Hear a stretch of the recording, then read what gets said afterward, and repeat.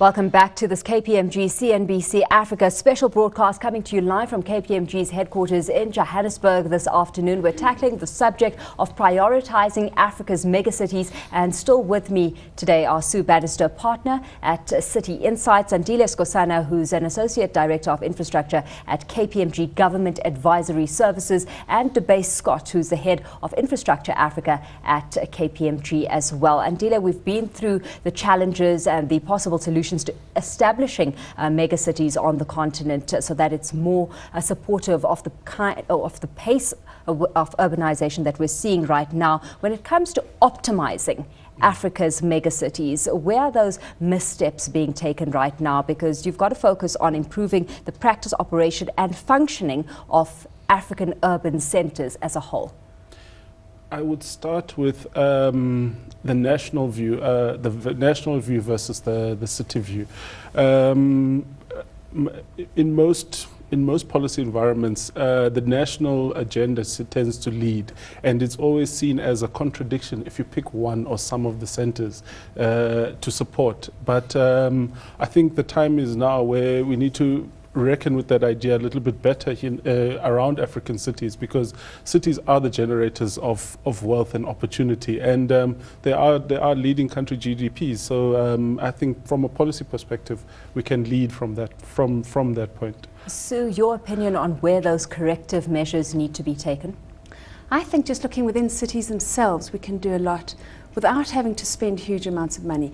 I think we do have existing infrastructure, and often that infrastructure can be used more efficiently and more effectively. We can use our industrial areas more, we can put more into them and make them work better. So it's often not the big solutions, but the little ones that are going to make a big difference without the huge capital spend. That in part, Andile, alludes to regeneration of cities. So not necessarily starting these projects from scratch, and more so focusing on brownfield developments. Well, brownfields are definitely the way that I believe the cities can truly change how they function, because the infrastructure is there. There is there are sunk costs that have been incurred, and the opportunities now is how do we densify? How do we make these neighborhoods work a little bit better with what we have? Because it is a much bigger effort to grow the city around the edges rather than from the center out. Debase, Andile says densify, making it work with what we have. I mean, can you put the two together? Because if you're densifying, one would assume you're putting a strain on current resources. So how much more investment is being called for here? And what's your assessment of the kind of buy-in we're seeing being made from private investors? Yeah, I think if we start talking about densification and spatial developments and all those good stuff that my colleague next to me is a town planner understands and all that stuff, I think it's important to go back to, at some point of time there's money that needs to be spent and there's a budget.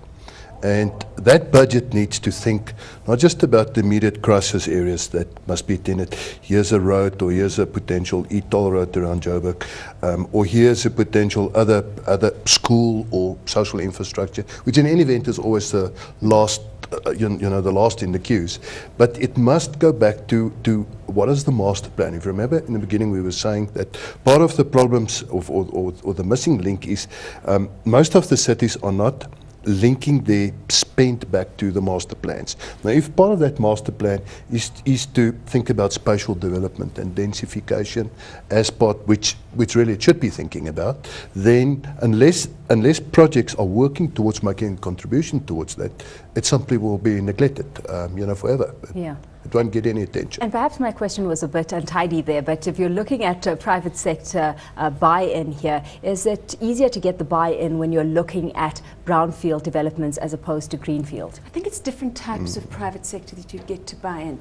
I think the greenfields tend to be the bigger projects involving the bigger firms, the more kind of traditional established ones, whereas the brownfields projects are smaller projects. They're tinier, neater, and often that would be a good way of building smaller businesses within the city.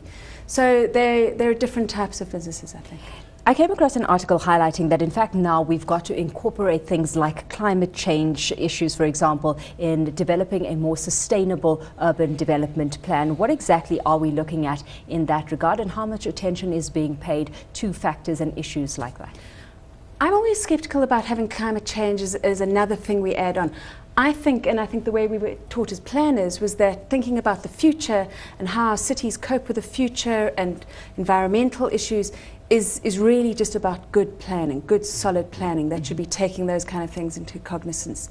So I think a good plan will in essence have environmental concerns, but we can see some of the environmental issues that we haven't planned for in many of our cities, where shacks are getting washed away, people are getting, you were talking about getting electrocuted. Those kind of issues are really coming home to bite us now because of just really poor planning. Andile, I asked the question because back in 2007 already we had an assessment report of the Intergovernmental Panel on Climate Change established by the UN Environment Programme and the World Meteorological Organization as well, warning that urbanization and climate change can synergistically work to actually promote disease, for example, and the burden that brings to any community. So what kind of cognizance is being paid to this when you sit down at these planning meetings?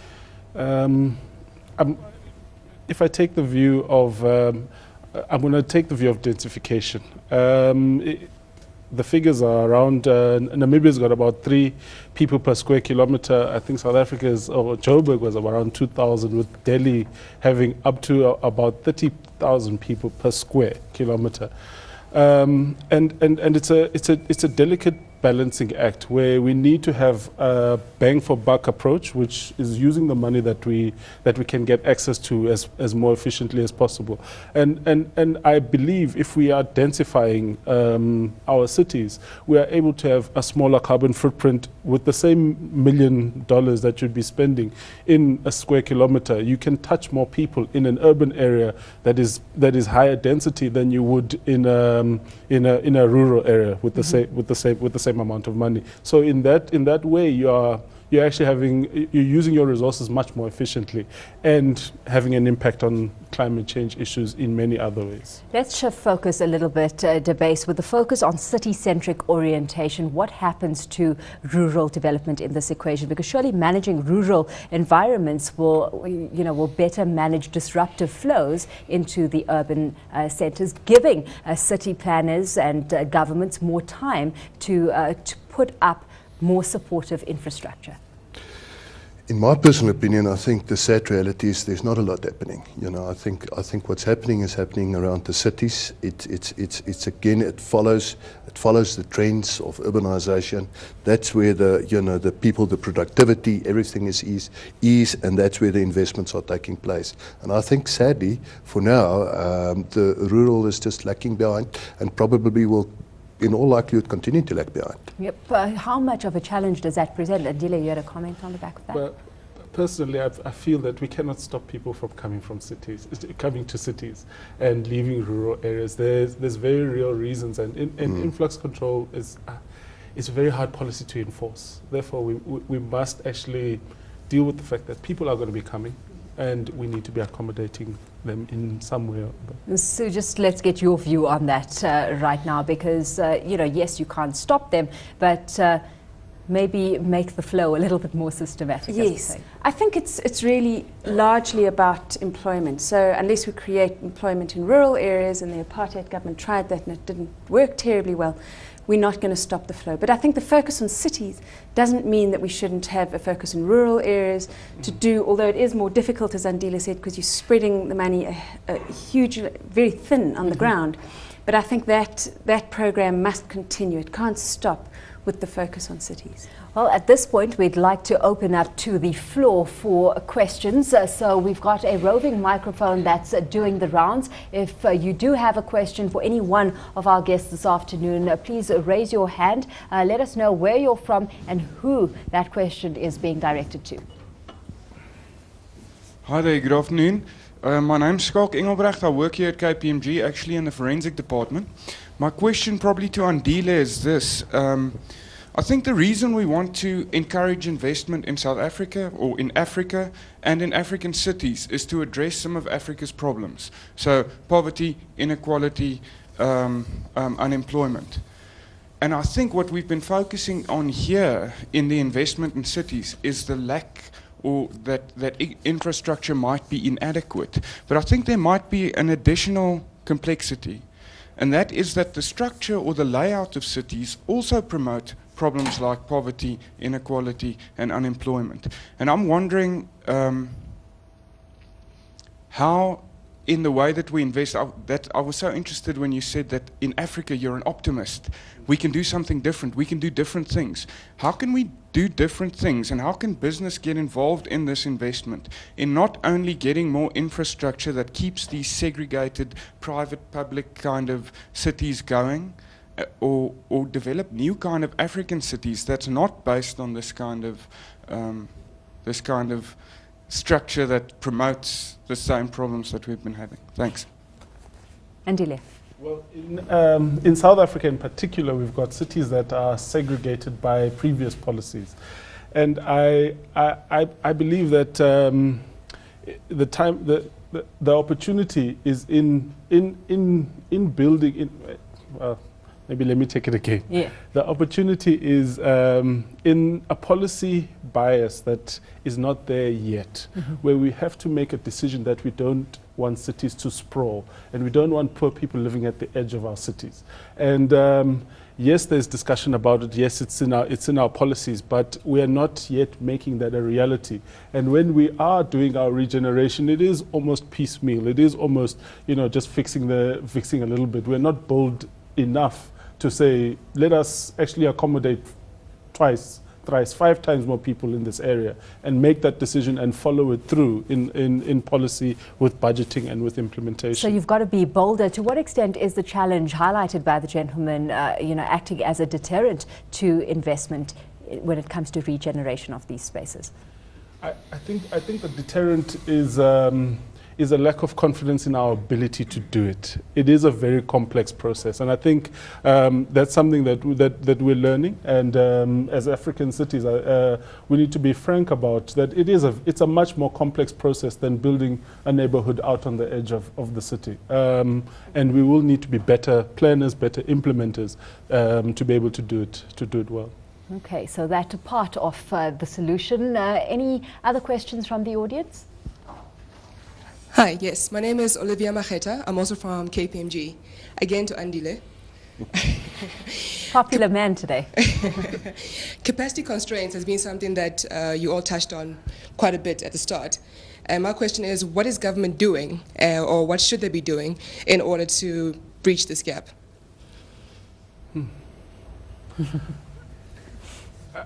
Investing a little bit more in skills, I'd say.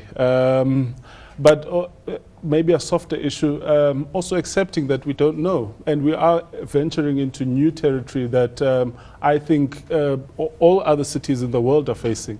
The challenge of urbanization is not a South African problem, it's not an African problem. We are up there with every other city in the world dealing with the complexities of trying to do this. Let's take the pressure off Andile for a little bit. Sue, are you willing to help him out here? I think a very good question, because the skills to be able to tackle those things are not skills that one can be taught in university or in school, and they're skills that really come from learning about other people's mistakes and kind of getting through. It's kind of dirty learning, and that you have to get your hands very dirty until you kind of realize how to do it. And South Africa has gone a long way in terms of educating government officials, and we have the new School of Government that should really try and reflect that learning.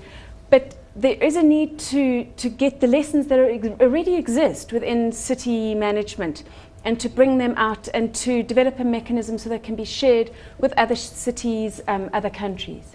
I think if I can just add onto Sue's point, we need to start mixing with the people that we can learn from. That's the classic PPP partnership type model. Everything doesn't have to be, but unless we start with a dialogue with people who've done these things before, hear from them what worked, what did not work, the building of capacity problem is going to remain exactly where it is. Do we need to then set up an urban think tank to get things going, these conversations flowing? Are there any of these established already?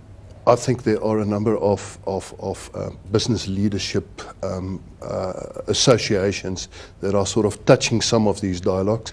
Personally, I think we can never talk enough about it. I think these kind of conversations is what is needed. If I can give another example, the SADC PPP unit has recently employed a dialogue forum where they actually engage with business, with financiers, with every possible stakeholder, talking about doing PPPs in the 15 SADC membership grouping. Now, that's a wonderful forum, you know, and it's the only one, as far as I know, on the continent of Africa that's there, and they're making great inroads simply because of having conversations. Yep. Well, let's keep the conversation flowing. Any more questions from the audience? Good afternoon. My name is Femi Oke. I'm from KPMG Nigeria. My question is to nobody in particular. You made mention that mega city is like a magnet that attracts people to itself, and in that way it increases the GDP of the country. From my experience back home, I just want to ask, who should be more involved in creating these mega cities? Is it the local government, that's Fashola in Lagos State Governor, or is it the president, that's Jonathan, as in the president of Nigeria? Because the adverts we get back home is pay your tax, this is what your tax is being used for, this is what your tax is being used for. I'm concerned if I have to go more deeper into poverty so I can pay my tax so that the mega city can be a reality. This is my question. Why, if it's increased the GDP of a country, then why is it that the local governments are more involved more than the federal government? Thank you. That's a very good question, Sue. I think one of the reasons I would really push for local government being involved is because they're closest to the people who actually live in the city. I think national government has a very big role, an important role in creating the framework and the legislation and the policy, but local government is right there. They know where the schools are. They know if schools are needed or if schools are not needed. They understand the temperature of people on the ground. And for that reason, I'd like to push that local governments are not sidelined, because it's a national issue. How do we tackle the whole issue, though, of the provision of services at what cost? Because, I mean, Africa has one of the weakest infrastructures in the world, but ironically, we've got Africans in most countries paying twice as much for basic infrastructure as people elsewhere. Debase? Well, simply because it doesn't exist. You know, it needs to start somewhere. You need volume. That's why you need people to come to the cities. The more taxpayers you have, in theory, the bigger the pot will be, the more you can do. I think it's really economies of scale. You know, many countries on the continent, you know, it's a well-known fact that basic transport costs 40–50% more than anywhere else. Why? Because there's probably only one road, or there's only one freight rail track, and you know, limited investors, limited track record. And Africa needs to start building a bit of momentum and have more activity, and then some of these costs will start dropping, become more competitive. Okay. And if I may pick up on an issue that the gentleman raised, cities are a partnership, and I think city governments are, the line is that you must pay your taxes because that's how they're funded. But it's actually a partnership, and if you've got the private sector beginning to lead in its own right through city improvement districts and whatever, taking some responsibility to making the overall environment work. Communities themselves do it in ways that are not quantified, through volunteering, through doing their bit in their neighborhoods. We're not yet saying that, we're not yet flighting the idea that cities are actually about all of us. Without any one component, cities do fall apart. So we're basically looking at short-term pain here for long-term gain. Another question? Hi, my name is Nalini Naik. I'm from the Gauteng Planning Commission. My question is to anybody on the panel. Given the statistics that we have currently from the recent census, I mean, we've got 1.7% of land area in South Africa, and over 25, almost 25% of our population. And 2 out of every 3 people sitting in a room are generally migrants into the province. Given this, do you believe that there will come a point, or there should come a point within the province that we start to say that we would be selective in the types of skills that would start to come into the province, given limited resources and the stressors on our resources in the province. So this conversation now ventures into very dangerous territory. Who's willing to take it? I do have an opinion. Whether you're willing to share it. My view, it's a personal view, I believe that the people who end up in cities are better than the people who are left behind, because they've taken some sort of initiative to make themselves, their lives a little bit better. Those are the people you want to have. The migrants that have built old mega cities are the ones that start new businesses. They are the ones that take advantage of opportunities. So I feel we mustn't be selective in letting people in, but how do we use the people that are here more effectively? You let them contribute, let them pay the taxes. I think we've got a final question from the audience. Thank you. My name is Eldidi. I'm from Sobek. My question is simple. Major cities are surrounded by urban poor, and their accessibility is subject to the cost of service of infrastructure. How can the model of PPP be designed to address such impediment to their accessibility? Thank you. Okay, Debase? Well, I think it's a typical question from Dr. Eldidi. I think it's one of those grappling issues that you know, to expect the city and or the province to deal with it on its own, with its limited experience base, I think must be more tricky than to have a dialogue with potential partner to try and see, is there a partner that can help me to deal with some of these issues?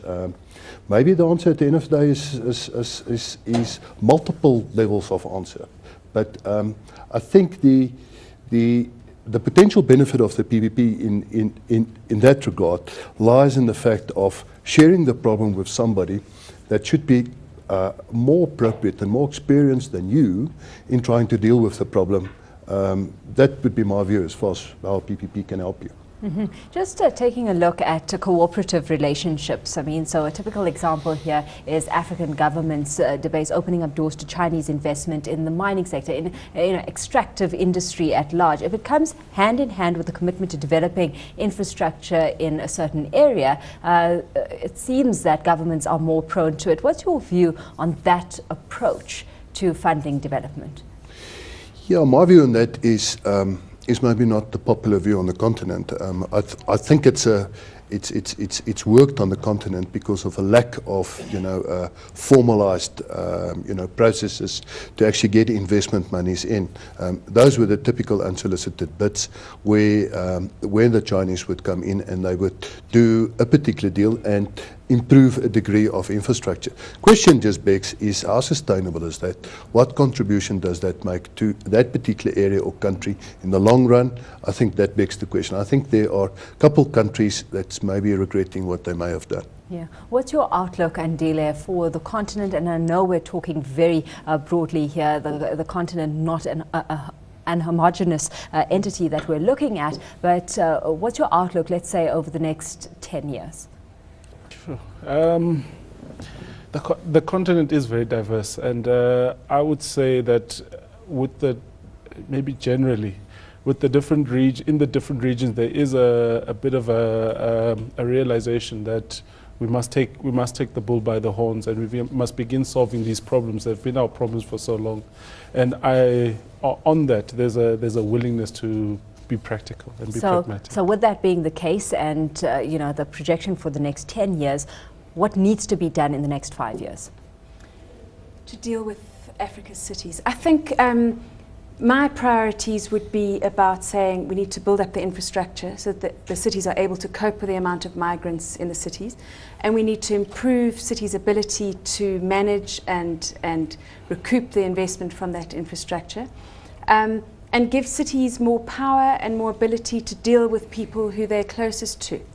Well, Thank you all for joining us this afternoon. It was a pleasure being in conversation with you. And with that, we've come to the end of this part of the conversation series. Thanks to my guest again, Sue Bannister. She's a partner at City Insights. And Dile Skosana is Associate Director of Infrastructure at KPMG Government Advisory Services. And Debay Scott is Head of Infrastructure Africa at KPMG as well. From me, Alicia Seckham, it's goodbye.